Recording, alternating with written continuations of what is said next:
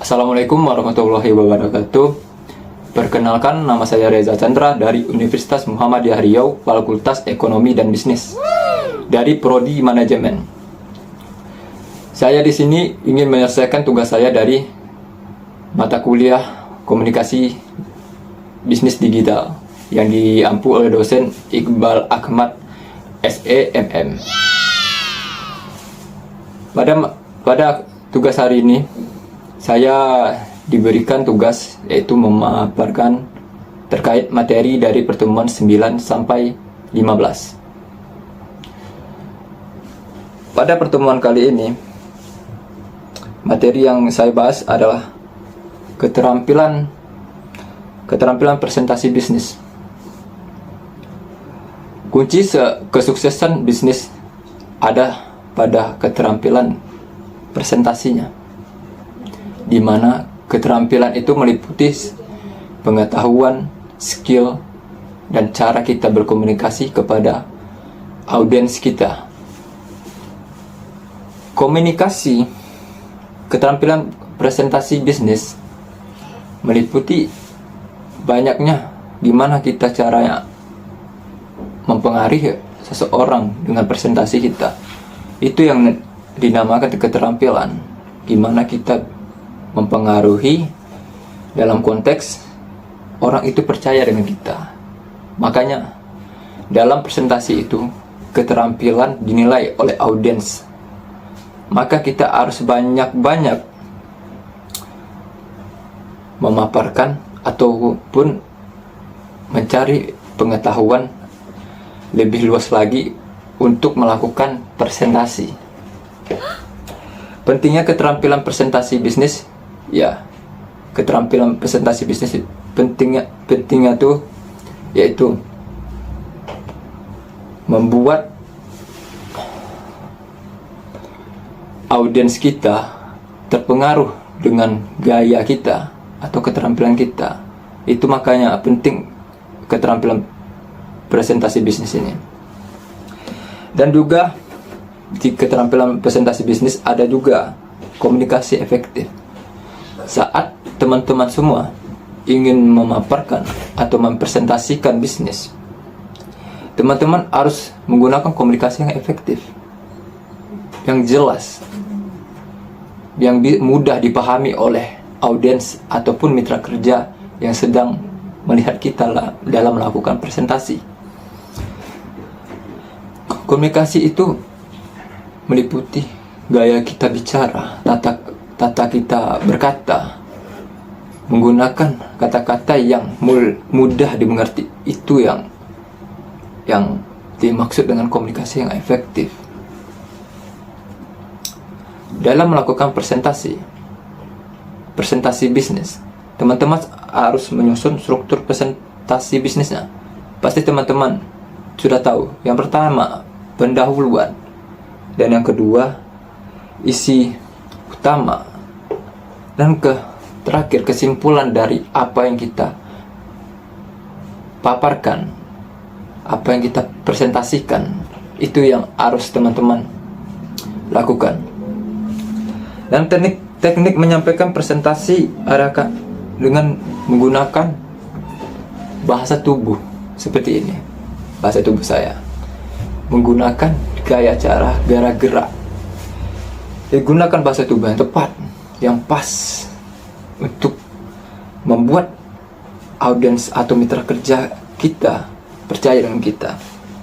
Dan kedua, sajikan data dalam bentuk yang grafik. Sajikan data yang efektif, data yang efisien, data yang valid. Jangan beri data yang palsu, karena itu akan bertolak belakang dengan presentasi kita.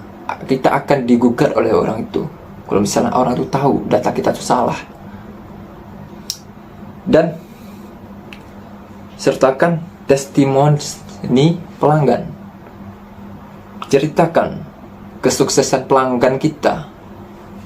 Misalnya kita menggunakan produk skincare ataupun forum wajah, ceritakan kesuksesan pelanggan itu, apa yang terjadi setelah menggunakan produk kita, dan berikan kesuksesan seperti itu. Apa manfaat dari produk kita yang diceritakan oleh pelanggan. Itu yang gunakan teknik itu untuk memberi kepercayaan dari audiens atau mitra kerja kita, mitra bisnis atau rekan bisnis kita. Jadi itu yang saya sampaikan, teknik dalam melakukan presentasi bisnis. Dan juga teman-teman, penggunaan visual atau media. Gunakan video produk teman-teman semua, dan gunakan visual yang baik dalam memaparkan presentasi bisnis kita. Presentasi. Oke. Saat teman-teman melakukan presentasi, teman-teman jangan merasa sedikit pun gugup dalam mempresentasikan bisnis. Itu akan mengurangi nilai teman-teman dalam melakukan presentasi. Akan mengurangi sebuah ketidakpercayaan mitra kerja kita. Jadi sampaikan presentasi itu dengan sebaik mungkin, tanpa grogi, tanpa gugup sekalipun. Gunakan kata-kata yang baik, informasi yang baik, yang mudah dimengerti oleh konsumen atau mitra kerja kita. Jadi teman-teman, untuk bisa mengatasi masalah gugup, teman-teman harus menguasai dulu, harus memiliki jam terbang dulu, agar bisa menghilangkan rasa takut teman-teman dalam mempresentasikan bisnis. Itu adalah tentang presentasi bisnis dan keterampilan presentasi bisnis dalam materi saya. Nah, kita lanjut materi berikutnya. Komunikasi interpersonal dan kelompok. Komunikasi itu adalah gimana orang berinteraksi, gimana orang melakukan sebuah percakapan. Itulah dinamakan komunikasi. Komunikasi interpersonal adalah proses pertukaran informasi antara pribadi, seperti teman-teman melakukan komunikasi terhadap teman atau sahabat teman-teman semua, atau dengan pasangan teman-teman juga.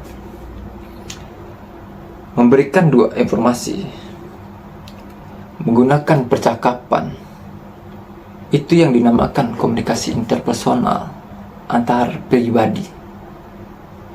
Pasti di dalam komunikasi interpersonal ini terkait tentang hal pribadi dan pengalaman teman-teman dalam menyampaikan sesuatu terhadap individu yang lain atau terhadap sahabat teman. Itu yang dinamakan komunikasi interpersonal. Ciri-ciri komunikasi interpersonal adalah: yang pertama, bahasa yang digunakan itu bisa informal ataupun formal. Pasti teman-teman dengan sahabat teman-teman sekalian pasti menggunakan bahasa sehari-hari. Kadang pakai bahasa suku, bahasa gaul. Itu yang ciri-ciri komunikasi interpersonal, menggunakan bahasa yang sehari-hari yang teman-teman lakukan. Itu ciri-ciri pertama. Dan yang kedua, memakai media seperti telepon. ponsel atau email, pasti teman-teman menghubungi sahabat teman, kerabat yang lain dengan telepon. Itu adalah ciri-ciri komunikasi interpersonal. Dan ketiga, ya pasti dilakukan lebih dari dua orang. Dan keempat, bersifat terbuka dan komunikatif. Pasti terbuka. Teman-teman kalau ada masalah pasti terbuka dalam berkomunikasi dengan sahabat teman atau ibu, ayah, pasti. Itu adalah salah satu ciri-ciri komunikasi interpersonal. Efektivitas komunikasi interpersonal ada keterbukaan, empati, sikap yang mendukung, sikap yang positif, dan kesetaraan. Itu efektivitas komunikasi interpersonal. Dan ada komunikasi kelompok. Kelompok adalah sekumpulan orang yang berinteraksi untuk mencapai tujuan bersama.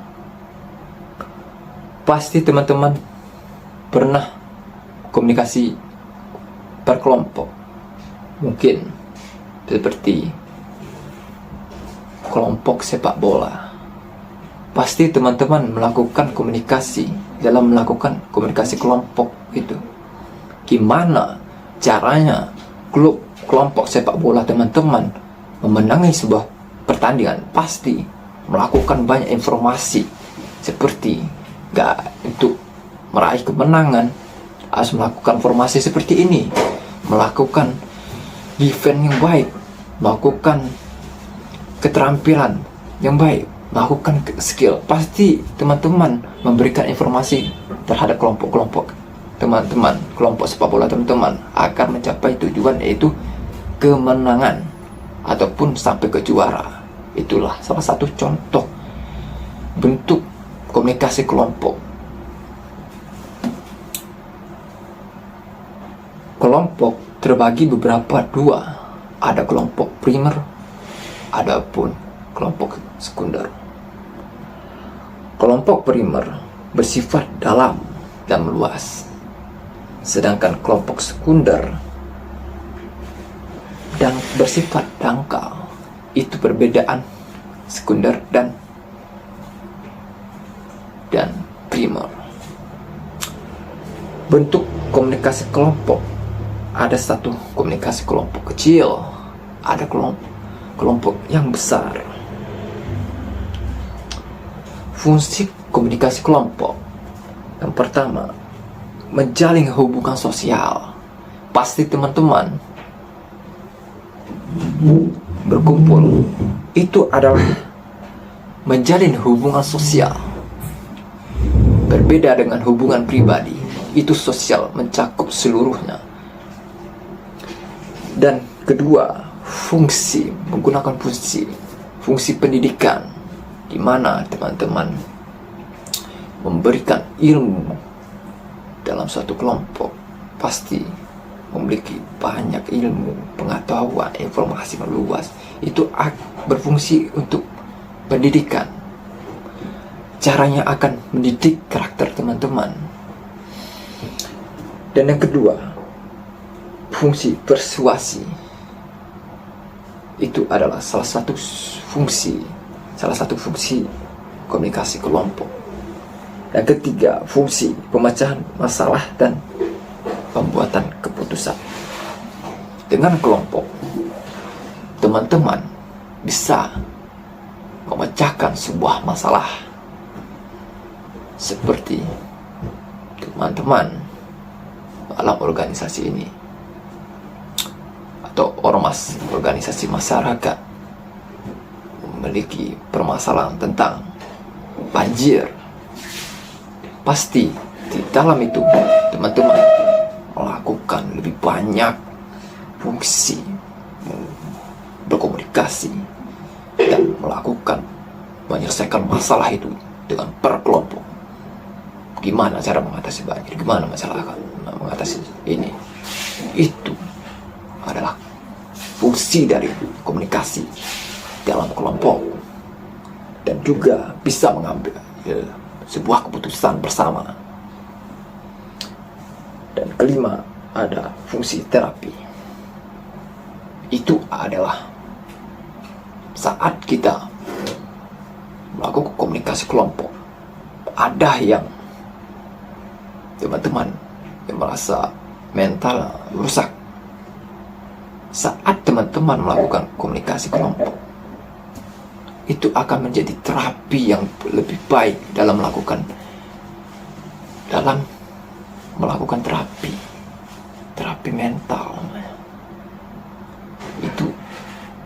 Dan itulah fungsi-fungsi dari komunikasi kelompok. Itu yang harus teman-teman lakukan. Itu yang teman-teman harus mengerti tentang komunikasi interpersonal dan komunikasi kelompok. Kita lanjut ke materi lagi, yaitu negosiasi bisnis. Teman-teman pasti pernah bernego dalam melakukan bisnis. Seperti saat teman-teman mempunyai bisnis cabai, bisnis berjualan, pasti teman-teman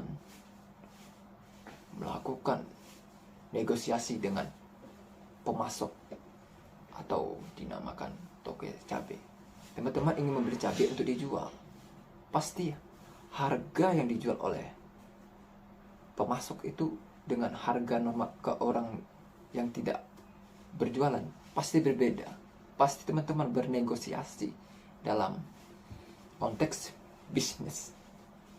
Jadi negosiasi itu adalah sebuah tawar-menawar yang dapat menguntungkan pihak satu dengan pihak lainnya. Itu yang dinamakan negosiasi bisnis. Dalam melakukan negosiasi bisnis, teman-teman harus paham tentang gimana cara seseorang itu bisa teman-teman diajak nego. Harus paham dengan karakter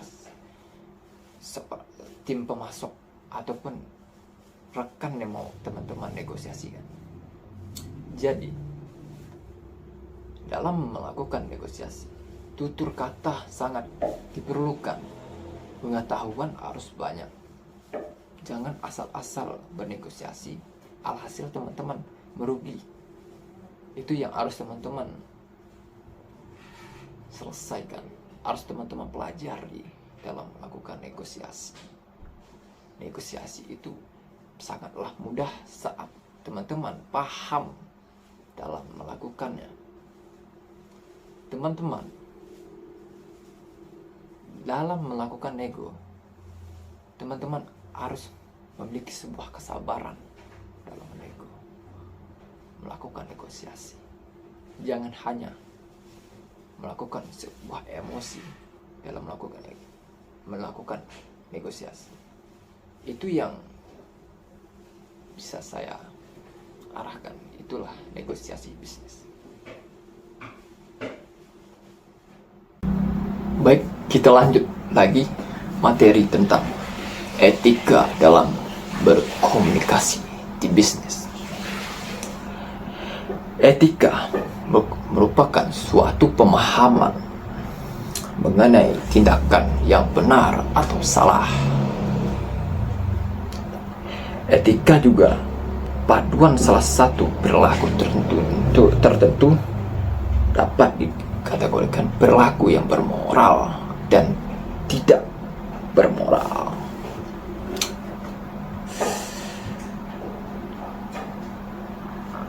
Teman-teman, dalam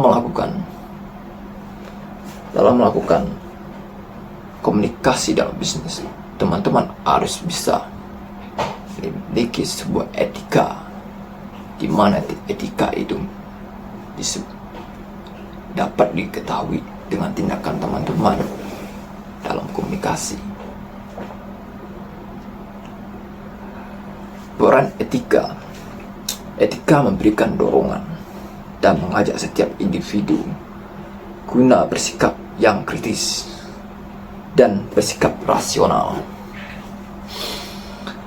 Dalam beretika, saat teman-teman melakukan komunikasi pada rekan kerja, rekan bisnis, mitra kerja, teman-teman harus memiliki etika agar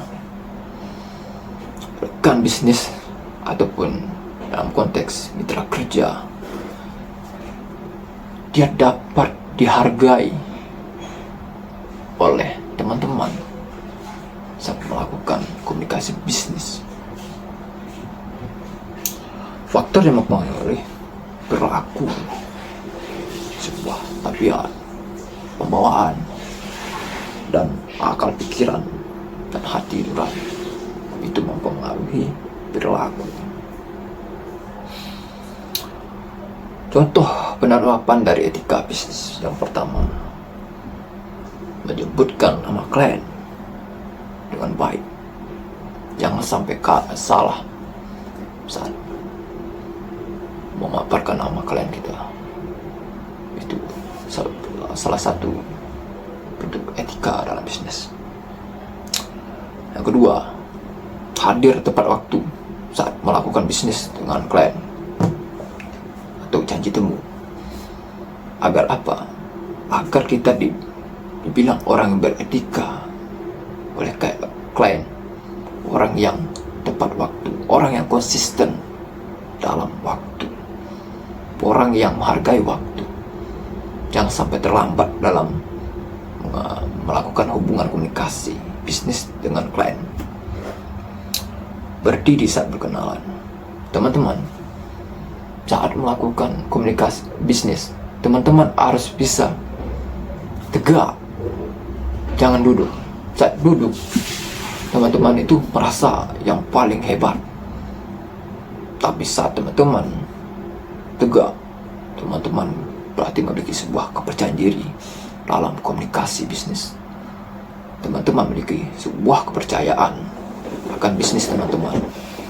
Jadi usahakan tegak, luruskan, busungkan dada untuk teman-teman bisa dinilai memiliki kepercayaan diri dan dapat dikategori orang yang beretika. Dan 4, tidak segan mengucapkan terima kasih terhadap klien ataupun mitra bisnis kita. Ucapkan terima kasih untuk menghargai kita bertemu dengan dia, menghargai seseorang. Ucapkanlah terima kasih. Dan kelima, itu membayar tagihan rapat. Pasti dalam melakukan komunikasi bisnis pasti memiliki dana dulu, atau melakukan suatu komunikasi di dalam sebuah ruangan, dan ruangan itu memiliki uang untuk digunakan. Jadi teman-teman pasti membayar tagihan rapat. Oke. Manfaat dari etika bisnis. Dengan memiliki sebuah etika, tentu saja klien merasa lebih dihormati, dihargai, memberi gambaran kualitas perusahaan teman-teman berarti baik.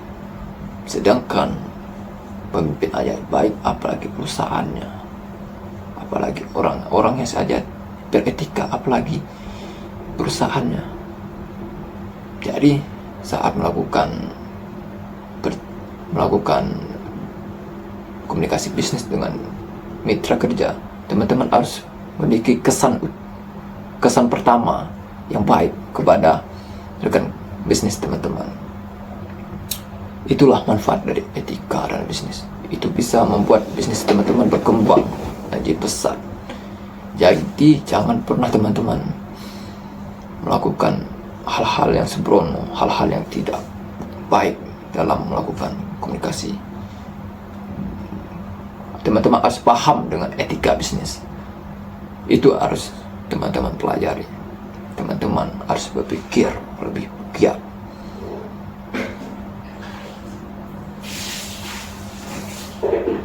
Baik, kita lanjut lagi tentang materi teknologi digital dalam komunikasi. Teknologi digital adalah suatu alat yang tidak lagi menggunakan tenaga manusia secara manual. Teman-teman sudah pasti tahu teknologi digital itu seperti apa. Pengoperasian otomatis dengan sistem komputerisasi. Itu adalah teknologi digital. Di dalam teknologi digital ada jejaring sosial. Pasti teman-teman sudah tahu, seperti Facebook, Twitter, WordPress, Bloggers, MySpace. Pasti teman-teman sudah tahu.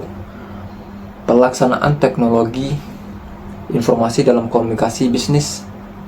Yang pertama, otomasi kantor. Berbagi informasi dengan karyawan. Dengan kita tahu tentang teknologi digital, kita bisa berkomunikasi dengan bawahan atau karyawan kita dengan menggunakan telepon. Itu adalah telepon yang di dalamnya ada jejaring sosial seperti WhatsApp dan sekarang ini WhatsApp, Facebook, Instagram. Itu salah satu teknologi digital yang saat ini masih digunakan oleh kaum modern di zaman sekarang. Manfaat mempelajari penggunaan digital teknologi informasi dalam komunikasi. 1. Memperoleh, mengenal serta mengerti definisi teknologi informasi, dan itu salah satu manfaat mempelajari penggunaan teknologi. Yang kedua, mengenal serta mengerti fungsi teknologi informasi. Dalam kita mempelajari, pasti kita mengenal serta fungsi teknologi informasi dalam komunikasi bisnis. Banyak fungsi teknologi digital ini. Bisa kita berbisnis, bisa kita berkomunikasi dengan baik dengan teknologi digital ini. Semakin canggih, kita tidak perlu kita mengantri di pinggir jalan pakai telepon kabel gitu, kan pasti menunggu dan memiliki waktu yang relatif lama, sebentar. Sedangkan dengan komunikasi teknologi digital ini, teman-teman berjam-jam pun bisa melakukan komunikasi bisnis, melakukan komunikasi yang biasa dengan menggunakan jejaring sosial seperti WhatsApp, Instagram, Facebook, saling memberi kabar. Itu contoh manfaat mempelajari teknologi informasi dalam komunikasi bisnis. Dan ketiga, memperoleh, mengenal serta mengerti alasan penggunaan teknologi. Dan yang keempat, memperoleh, mengenal serta mengerti penggunaan teknologi informasi. Itu adalah manfaat dari penggunaan teknologi informasi dalam bisnis. Kelebihan teknologi digital. Yang pertama, data yang terkirim dari suatu tempat ke tempat lain tidak terpengaruh cuaca buruk, karena data yang termisikan dalam bentuk sinyal digital tidak akan berdampak apa-apa, baik itu cuaca lagi rusak, hujan atau apapun itu namanya. Dulu pakai surat-suratan berbeda berikan informasi. Kadang surat kita pun kadang rusak, kadang tidak bagus tulisannya. Jadi tidak ada tergantung cuaca, karena dia bersifat jaringan, bersifat sifat sinyal. Yang kedua, berbagai tipe sistem komunikasi tersedia dan dapat terpakai. Dan yang ketiga, biaya perawatan lebih rendah karena lebih praktis dan stabil. Itulah kelebihan dari teknologi digital. Kekurangan teknologi digital pertama adalah kesalahan yang mungkin terjadi pada saat mengubah sinyal analog ke digital atau digitalisasi. Itulah kekurangan dari digital komunikasi dalam bisnis ini. Yang kedua, kemungkinan tercurinya data digital. Pasti teman-teman sudah tahu pencurian data yang marak-marak di zaman sekarang. Data-data seperti saat masalah Biorka mengambil data-data dari sebuah data-data yang ada di Indonesia sudah ada di Biorka, datanya sudah dicuri. Itu ada kekurangan. Itu pun pengamanan dalam konteks berarti lemah. Itu kekurangan dari digital, teknologi digital dalam komunikasi bisnis. Yang ketiga, ada membuat ketergantungan yang berlebihan pada penggunaan yang dapat menghambat kemampuan empati dan sosial secara nyata. Dengan kita melakukan teknologi digital, pasti teman-teman menghilangkan rasa simpati. Contohnya, ada seseorang yang kecelakaan, bukan dibantu dulu, tapi lebih memvideokan tanpa membantu. Itu kan merusak empati kita terhadap orang yang mengalami kecelakaan. Hilangnya sebuah empati. Dan dengan kita menggunakan sosial media, menggunakan handphone, tidak ada interaksi sosial. Contohnya saja, tetangga sebelah berpindah. Kita yang sibuk main handphone, memainkan jejaring sosial, menggunakan teknologi digital ini, tidak tahu sebelah tetangga itu siapa namanya, dari mana asalnya. Itulah kekurangan dari digital komunikasi dan bisnis. Itu yang perlu teman-teman ambil kelebihannya, jangan ikutin kekurangan dari digital teknologi komunikasi ini. Baik, sampai segini saja yang saya paparkan materinya pada tugas saya. Saya Reza Chandra, mohon pamit. Atau ada kesalahan kata, tolong dimaafkan, karena saya hanya seorang manusia yang tidak luput dari kesalahan. Sekian, terima kasih. Wassalamualaikum warahmatullahi wabarakatuh.